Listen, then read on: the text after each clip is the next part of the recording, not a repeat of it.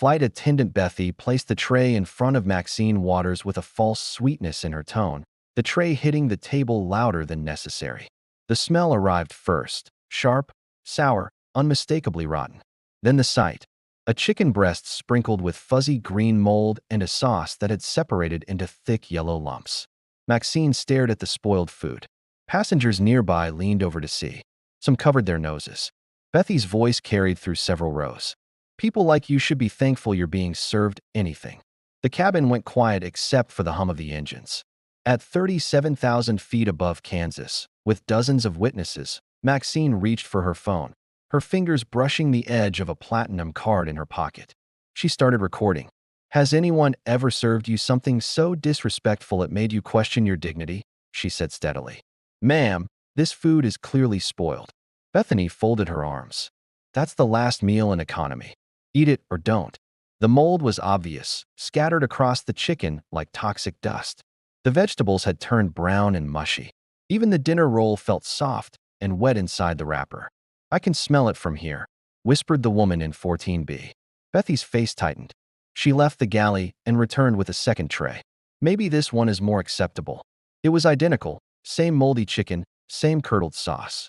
She placed it down with extra drama. 10 minutes left before landing. The countdown had begun. In seat 12A, 17-year-old Sierra Martinez pulled out her phone. She'd been filming her volunteer trip to Memphis, but now she had something else to record. Y'all seeing this? She whispered to her camera. Spoiled food being served to black passengers. She angled her phone toward Maxine's tray. The mold glistened in the cabin lights. Her TikTok went live. 20 viewers became 50. Maxine photographed the food from several angles. She checked the meal sticker. Lot number 4751B. Packed yesterday at 6:47 a.m. The expiration label was smudged, but readable. Expired 3 days ago. She pulled out a slim silver device that looked like a thermometer. She touched it to the chicken. The screen flashed red, 47.2 degrees. Dangerously above the safe limit. Interesting, she murmured, adding notes to her leather journal. Other passengers checked their meals. The elderly black man in 15C had the same green mold. The Latina mother in 16A held up her daughter's spoiled vegetables. Ma'am, this food is rotten. Bethany barely glanced. That's what we have today. But the white businessman in 14A? His chicken was golden and fresh. The family in row 11? Their meals were steaming and properly heated. Sierra captured everything. Her viewer count reached 200. Comments streamed. This is dangerous. Call the health department. That looks like food poisoning. Bethany called the supervisor. Janet, we have a difficult passenger in 13D.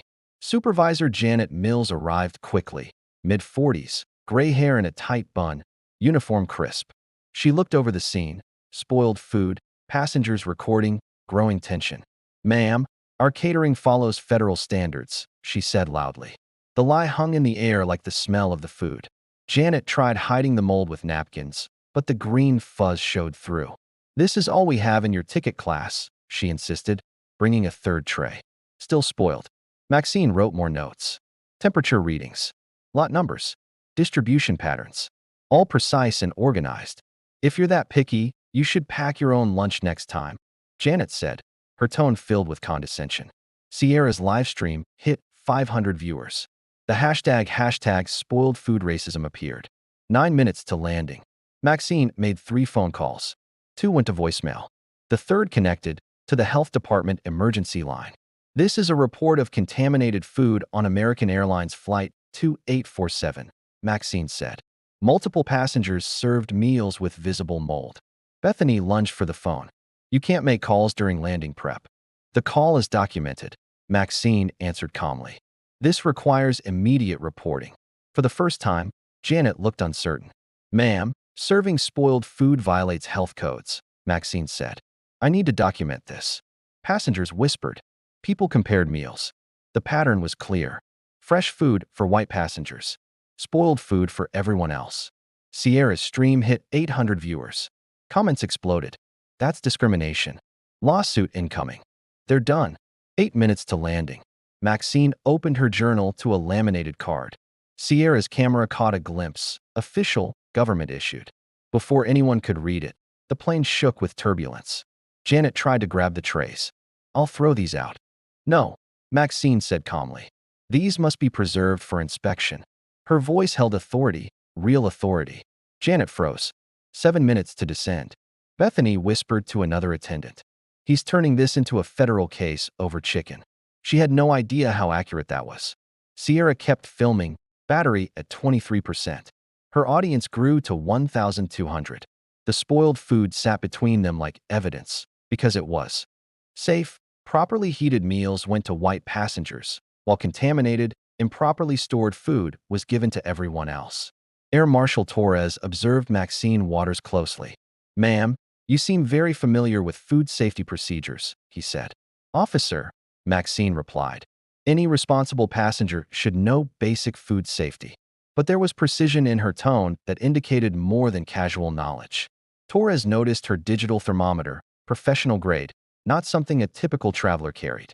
Janet made one last attempt to assert authority. "Ma'am, I'm ordering you to stop disrupting this flight. Comply immediately or face federal consequences." Maxine looked up from her notes. "Exactly which federal regulation am I violating by documenting unsafe food service?" The question lingered in the cabin like a challenge. Janet had no response, because there was none.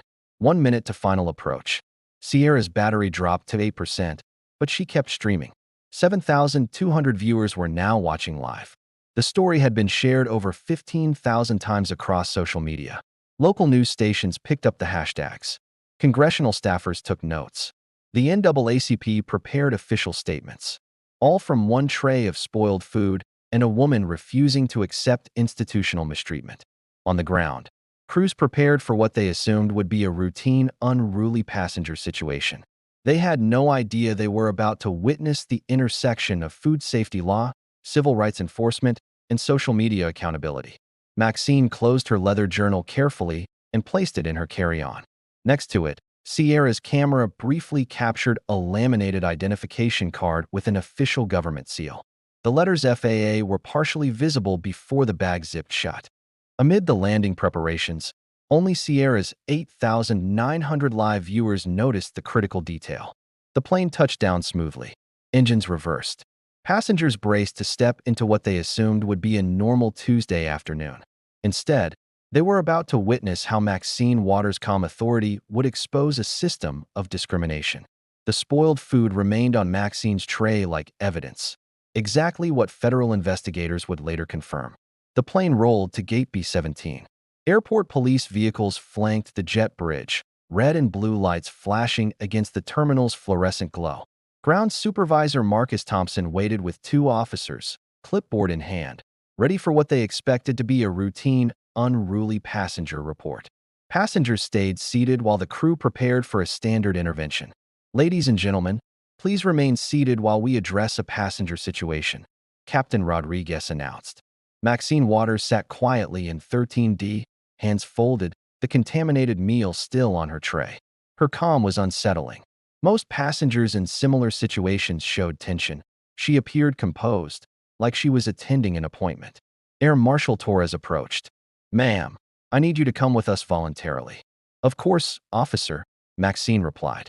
She stood slowly, reaching for her carry-on. Every motion was deliberate, measured. Then she pulled out her phone, not to call a lawyer or family, but to dial a number that connected instantly. "FAA Emergency Food Safety Hotline. This is Director Patricia Williams," came the voice. The cabin fell silent. Conversation stopped. Even the engine hum seemed to fade. Maxine put the call on speaker. "Director Williams, this is Senior Food Safety Inspector Maxine Waters. Badge number 4751. Time seemed to pause. Bethy's face turned pale, drained of color. Janet's clipboard clattered to the floor. Air Marshal Torres stepped back, reevaluating the entire situation. "Inspector Waters," Director Williams asked clearly through the cabin, "what is your status?" "Ma'am," Maxine said calmly, "I am documenting a Level 1 food contamination incident with evidence of discriminatory distribution. Flight AA 2847, Kansas City International, Gate B-17. The words landed like blows. Level 1 contamination, federal investigation, career-threatening violations.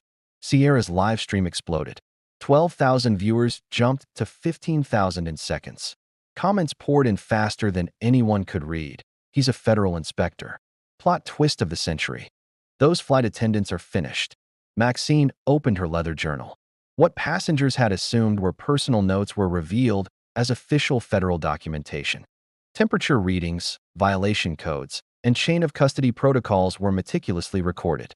Director, Maxine Waters said firmly, I have evidence of systematic food safety violations with apparent racial bias in meal distribution. Multiple passengers were served contaminated meals with visible mold and dangerous temperature readings. Bethany tried to speak, but no words came out. The woman who had confidently served spoiled food to a black passenger now realized she had discriminated against a federal inspector. Inspector Waters, do you require immediate ground support? Director Williams asked. Yes, ma'am, Maxine replied. I'll need a full crew interview, preservation of the meals for laboratory testing, and service audit documentation. Air Marshal Torres was the first to recover. Ma'am, I apologize. I had no idea. Officer, your response was proper given the information you had. The crew reported a disruptive passenger. You investigated. That's correct protocol, Maxine said, maintaining a professional tone. Her gaze, however, fell on Bethany and Janet. Serving contaminated meals to passengers based on race violates multiple federal statutes. The power dynamic had completely shifted. Minutes ago, Bethany had authority, backed by her uniform and the airline. Now she faced a federal inspector documenting her violations. Ground Supervisor Thompson boarded, expecting to confront a troublemaker. Instead, he saw airport police stepping aside for FAA investigators en route. What is going on here? Thompson demanded. Maxine handed him a business card, official government seal, Senior Food Safety Inspector, Federal Aviation Administration.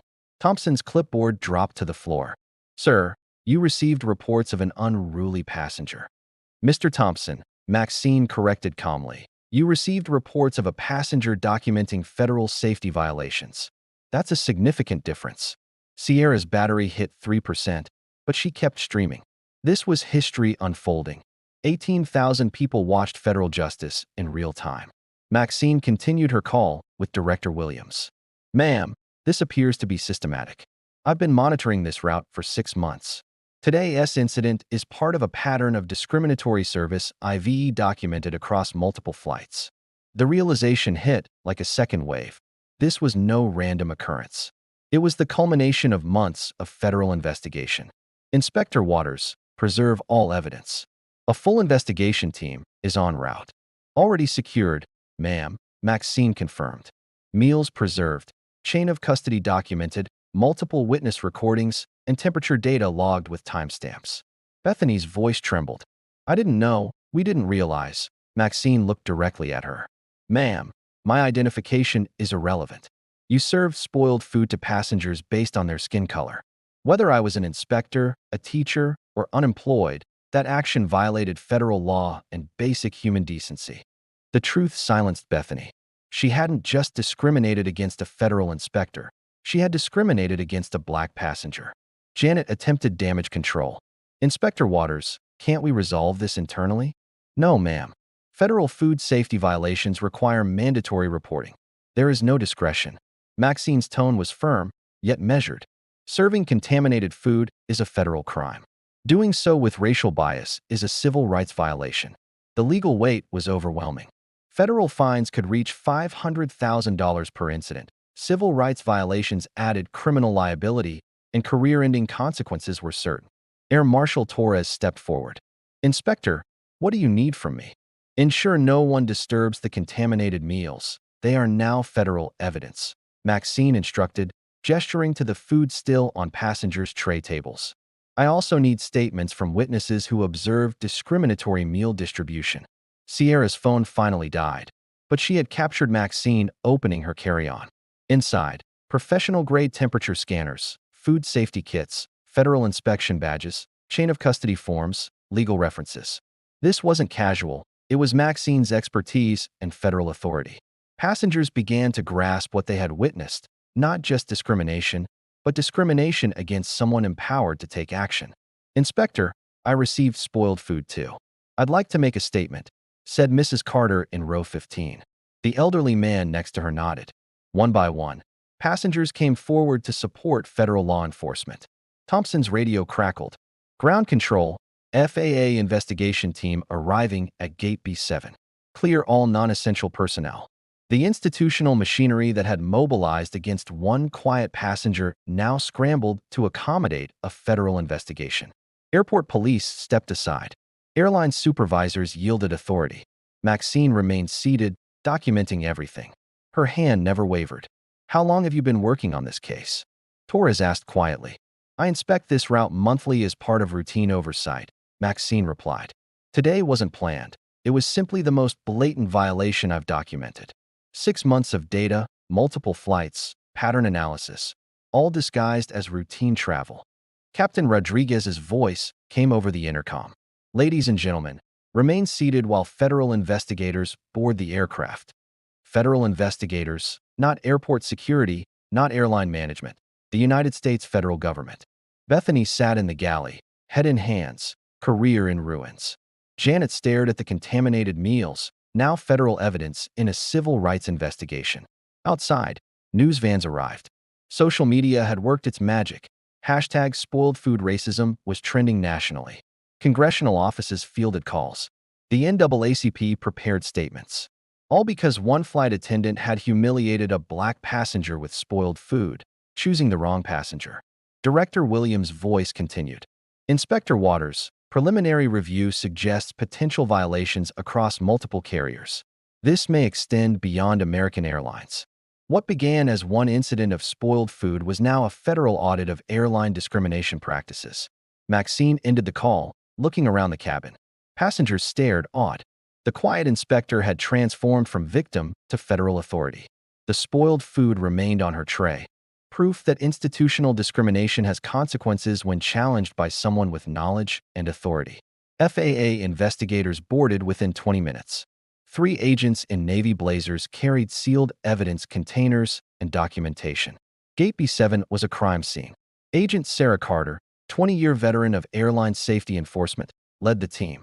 She had seen maintenance cover-ups, pilot fatigue, security breaches, but systematic food contamination with racial bias was new territory. "Inspector Waters, preliminary assessment," Carter said professionally. Maxine handed over her documentation.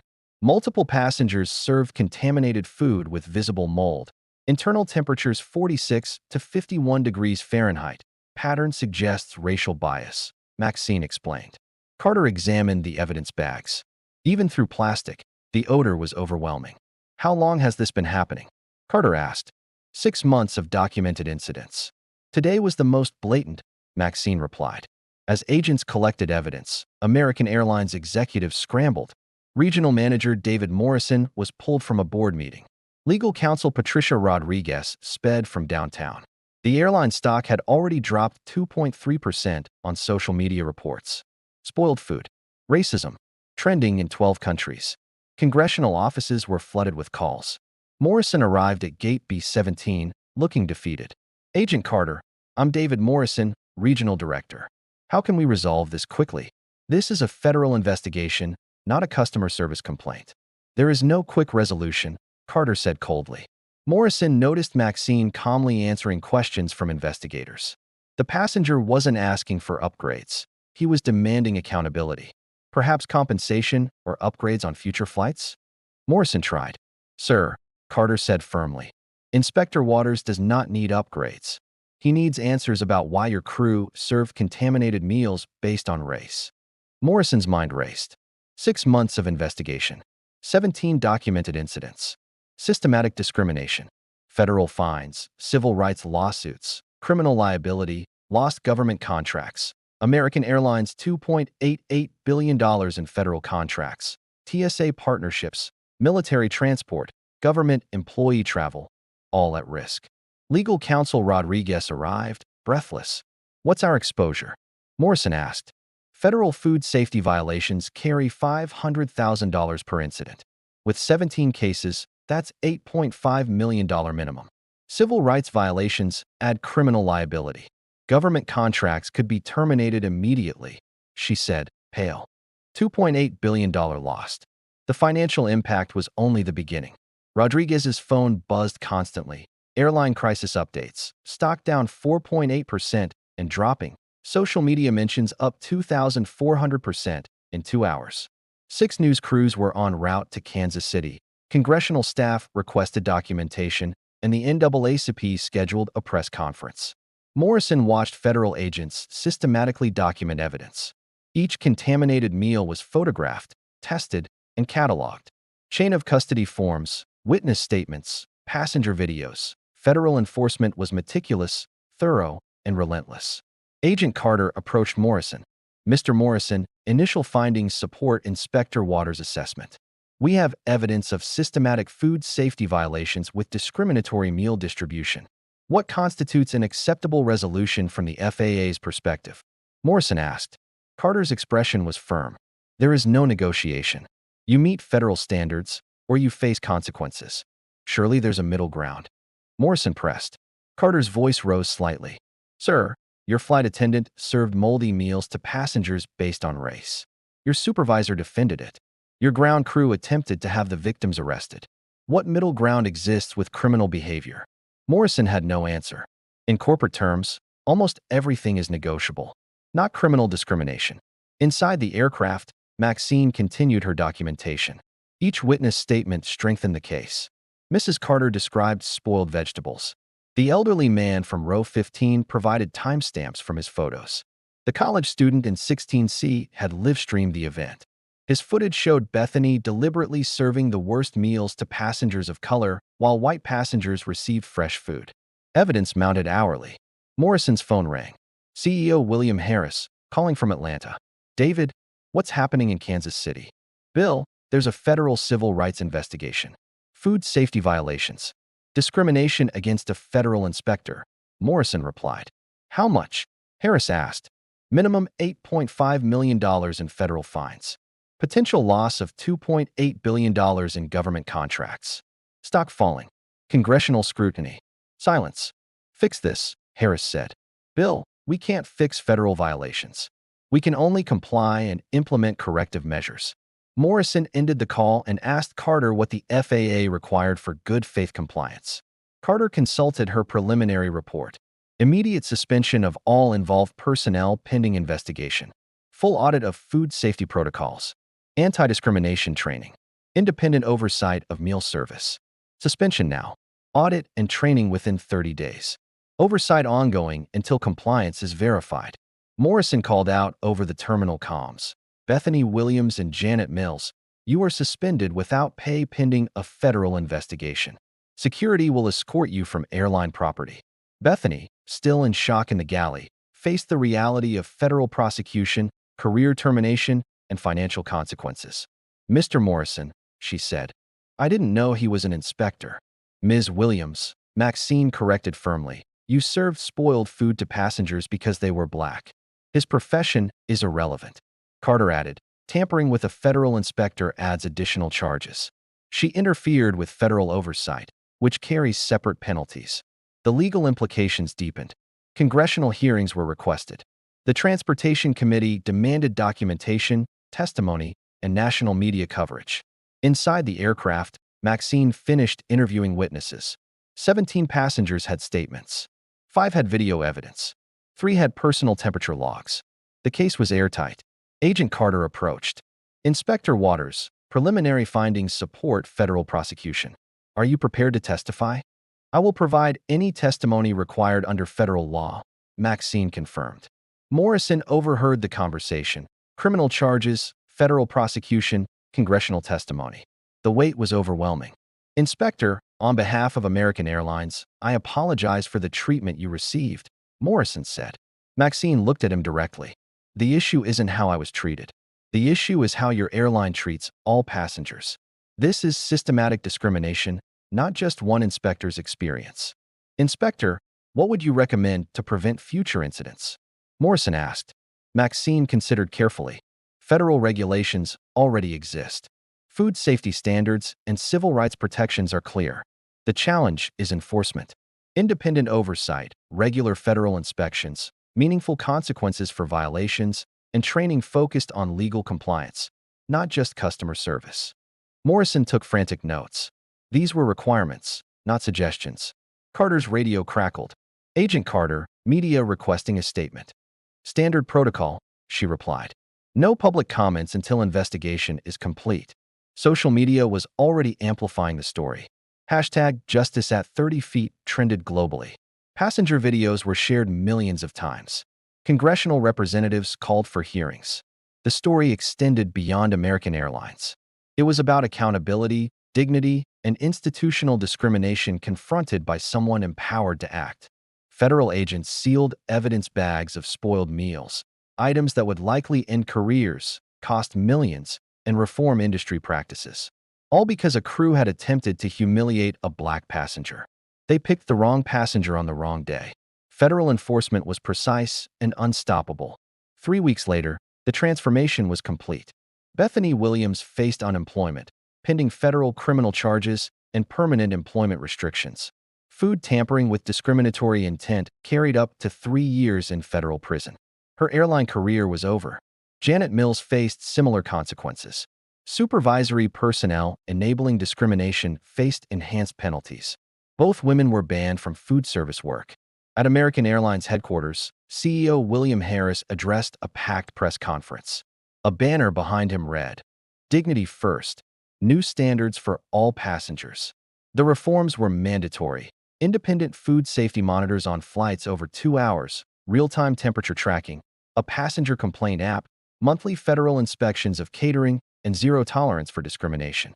Financial costs were staggering. $12.3 million in federal fines, $45 million for new monitoring systems, $23 million in legal settlements, and lost government contracts worth $2.8 billion. The human cost, public trust, would take years to rebuild. FAA Director Patricia Williams praised Maxine's documentation. 17 incidents, cross-referenced, perfect chain of custody. This case became the gold standard for civil rights enforcement in aviation. The investigation spread beyond American Airlines. Delta, United, and Southwest implemented similar reforms proactively. Airports trained staff to recognize real disruption versus passengers documenting discrimination. Air Marshal David Torres led sessions using Maxine's evidence. The green fuzzy chicken became an icon of institutional bias. Congressional hearings followed. Senator Elizabeth Hayes and Representative Marcus Johnson pressed airline executives on systematic discrimination. The hearings produced legislation, the Equal Service in Aviation Act, independent monitoring, criminal penalties for discriminatory practices, and federal oversight became law. Maxine testified as lead witness. Calm, professional, factual. No anger, only evidence and analysis. Her testimony lasted 4 hours, each question answered with data, documentation, and federal statutes. Ground-level changes followed. Flight attendants received 40 hours of federal compliance training. Food safety certification became mandatory, and discriminatory service led to immediate termination and federal prosecution. Sierra Martinez, the teenager who live-streamed the incident, earned a scholarship in civil rights law. Her documentation had helped prosecute the case. "Recording injustice can create change," she said. Her video had 2 million views. Hashtag spoiled food racism inspired others to report discrimination. 6 months later, American Airlines reported 0 food safety violations and discrimination complaints on monitored routes. Industry-wide, airlines adopted similar reforms. Compliance and accountability prevented discrimination before it occurred. Maxine continued federal inspections, now with enhanced authority and recognition. The spoiled food that started it all remained in federal evidence storage, a reminder that one documented moment of discrimination can change an entire industry. Justice was federal, comprehensive, and permanent. 1 year later, Maxine Waters received the Federal Employee Excellence Award at FAA headquarters, attended by Transportation Secretary Pete Budd and civil rights leaders. Her documentation exposed discrimination and eliminated it. Airline complaints dropped 78%, food safety violations 91%, and federal compliance ratings reached record highs. Bethany Williams completed her sentence and worked at a local food bank. Janet Mills earned certifications in diversity and inclusion, sharing lessons at industry conferences. Sierra Martinez graduated with honors, producing an award-winning documentary on the case. Social media celebrated dignity restored. #Dignity First became a movement. Airline employees felt empowered. Passengers traveled without fear of discrimination. Other industries, hotels, restaurants, retail, adopted similar monitoring systems. Discrimination became too visible and costly to continue. Maxine continued her work. Monthly compliance reports, improved safety, and respectful service demonstrated systematic reform. Justice isn't punishment, she told audiences. Justice creates systems where discrimination cannot survive. Knowledge, documentation, and federal enforcement proved more powerful than anger. The spoiled food that started everything was finally disposed of. Its legacy lived on in reformed policies, federal legislation, and an industry transformed. Change was possible. Documentation mattered. Dignity was enforceable. One woman's refusal to accept institutional humiliation had created lasting accountability. Have you witnessed discrimination in your workplace or community? Share your story in the comments. Your voice creates change. Subscribe to Blacktail Stories for accounts of courage, dignity, and justice. Hit the notification bell to see how ordinary people can create extraordinary systemic change. Share this video to remind someone that standing up calmly, professionally, and persistently can transform entire systems. Because every person deserves safe food, respectful service, and basic human dignity.